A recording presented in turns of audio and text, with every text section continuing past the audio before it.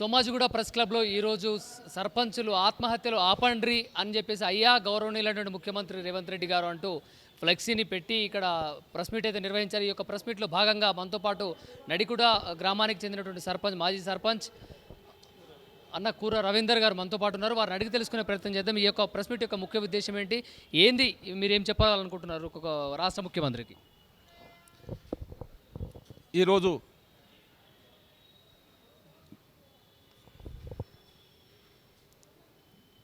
ఈరోజు తాజా మాజీ సర్పంచ్ల ఆత్మహత్యల కోసం ఇలా మీటింగు ఏర్పాటు చేసిన మన క్రాంతిదళ అధ్యక్షుల గారికి మరియు ఈ మా సర్పంచ్ సంఘం తరపున మీ అందరూ కృతజ్ఞతలు చెప్పుకుంటున్నాం.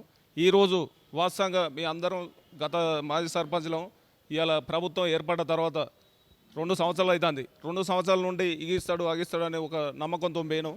ఇప్పుడు లాస్ట్ ఏది సభ, ఇప్పుడు మా ఎలక్షన్ ముందు సభ, ఇప్పుడు అంతకుముందు ఎమ్మెల్యే ఎలక్షన్ ఎట్లా ముందు పెడతాలో ఇప్పుడు సర్పంచ్ల ఎలక్షన్ ముందు ఇలా అసెంబ్లీ చేపట్టడం జరుగుతుంది.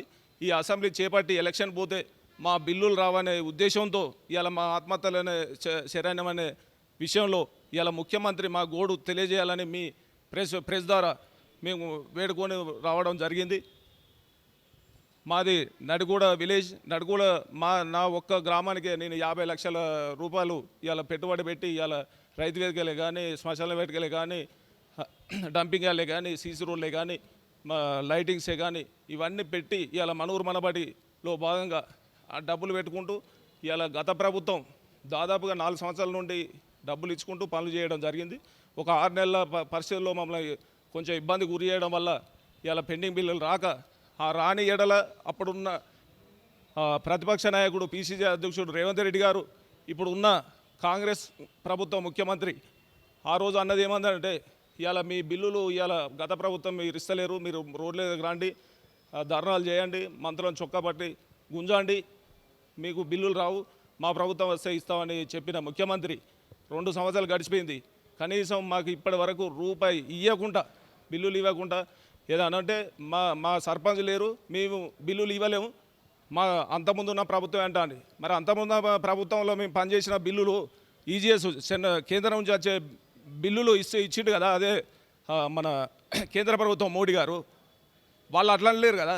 ఇవాళ మా తెలంగాణ ప్రభుత్వం ఇవాళ మన సర్పంచులు చేస్తేనే ఇవాళ గ్రామాల అభివృద్ధి చెందిన అనే ఉద్దేశంతో ఒక నమ్మకాన్ని కల్పించి మాకు బిల్లులు ఇచ్చినప్పుడే కదా నువ్వు ఇవాళ ఎలక్షన్ పోతామంటే కనీసం నీ కాంగ్రెస్ నాయకుడు నిలబడే పరిస్థితి ఉన్నది. కాబట్టి మీరు దయచేసి చెప్తున్నాం.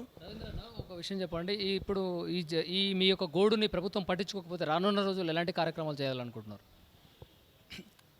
ఈ గోడును ఈ 2 రోజులు ఈ అసెంబ్లీ ముగించే వరకు మాది ఏదో ప్రకటన చేయకపోతే మేము రోడ్లెక్కి మేము మా భార్య పిల్లలను కలిసి ఇవాళ ప్రజలందరినీ మద్దతు కూడా కట్టుకొని ఇవాళ మీ ప్రభుత్వానికి వ్యతిరేకంగా ఇవాళ పడగొట్టే పరిస్థితి తీసుకొస్తాం. కాబట్టి మీరు మా బిల్లులు ఇస్తేనే మీరు అటో ఇటో ఇక దయదలిసి ఇచ్చిందని ఒక నమ్మకం ఉంటుంది తప్ప ఇలా ప్రజలలో కూడా వ్యతిరేకత ఉన్నది. ఇలా ప్రజలందరూ తిరిగే పరిస్థితి ఉన్నది.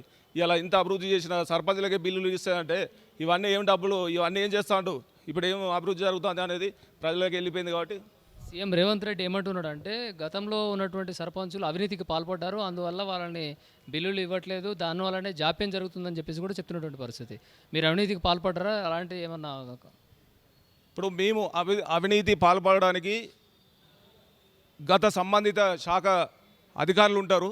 అధికారులు ఇవాళ వాళ్ళందరూ ఒక ప్రణాళికాబద్ధంగా ఒక ఏఈ నుంచి డిఈ లాస్ట్కు కలెక్టర్ లెవెల్లో దగ్గరుండి మమ్మల్ని పనులు చేయించడం జరిగింది. ఇవాళ మీరు అవినీతి జరిగిందంటే ఈ 2 సంవత్సరాల నుంచి విజిలెన్స్లో పెట్టి మీరు మా మీద ఎంక్వైరీ చేయండి. మాకు సంబంధిత చేసిన పనులకు బాపతి మేము ఏదో మట్టి పోసి ఇది పోసి కాదు, మేము అక్కడ రూపం ఉన్నది. గ్రామ పంచాయతీ భవనాలే కానీ, సీసీ రోడ్లే కానీ, ఈ మన రైతు వేదికలు కానీ ఇవన్నీ ఉన్నాయి. మీరు చేసుకోండి. 2 సంవత్సరాలు గడువు ఇచ్చినాం. ఆ 2 సంవత్సరాల్లో ఎక్కడ అవినీతి ఒక్క సర్పంచ్ చేసిండా, రాష్ట్రం మొత్తం చేసిందా అనేది మీరు తప్పు పట్టండి. కానీ మీరు డబ్బులు ఇవ్వకుండా ఇదేదో దాటేసే ధోరణి కోసం మమ్మల్ని ఇబ్బంది పెట్టే పరిస్థితి కాదు. రవీంద్రన్న, ఎంబీలు సబ్మిట్ చేశారా మీరు? ఎంబీలు సబ్మిట్ చేసినాం. ప్రతి గ్రామ పంచాయతీ డాటా ఎంపీడీ ఆఫీసులో ఉంటుంది.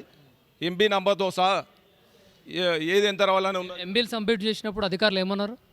అధికారులు మేము ప్రభుత్వానికి పంపినాం, మీకు డబ్బులు రిలీజ్ అవుతాయి అనేది చెప్పడం జరిగింది. మాది దాదాపు మనూరు మనబడే కానీ సిడిపి ఫండే కానీ అవి ఆన్లైన్ ద్వారా డైరెక్ట్ సెక్రటరీ మన పోవడం జరుగుతుంది.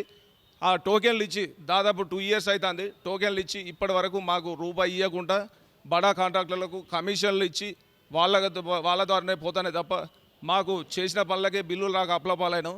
మేము కమిషన్లు ఇచ్చే పరిస్థితి లేవు కాబట్టి మాకు ఇప్పటి వరకు 2 ఏళ్ళ నుంచి ఇబ్బంది పెట్టే పరిస్థితి ఉన్నది. రైట్, ఇది చూస్తున్నాం.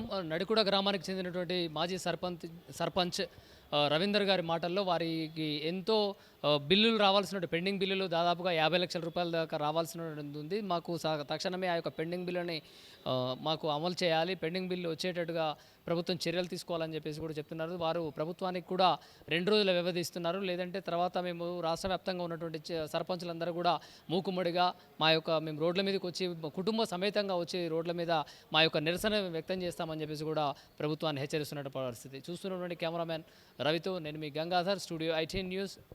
నమస్తే.